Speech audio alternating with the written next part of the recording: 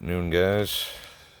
East Coast EF Salvage yard, and we had a problem with the 2001 Honda CRv.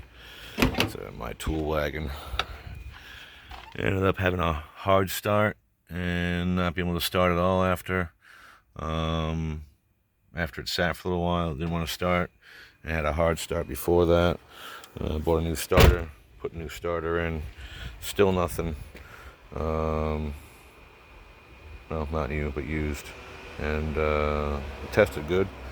Then bought a new one. That one didn't do anything either.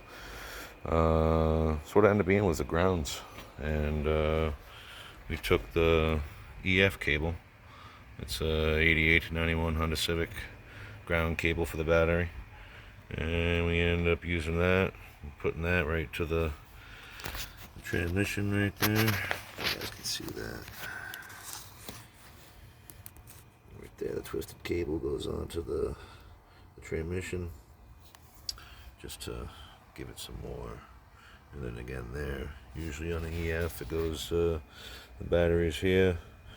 That thing gets grounded right down where the stock one gets grounded, and then goes to there. The battery is over here in an EF 8891 Honda Civic. Kind of like that one.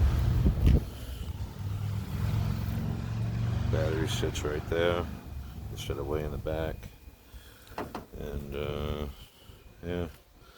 So if you're having a hard start, that's a good place to try first, is to ground in it, because the stock ground goes from there to the battery. It's not even a foot, so it doesn't really ground it in that many places. And the other ground is over here, way over here.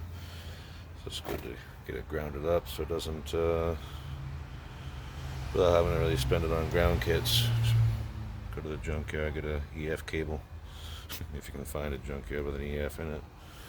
Good luck.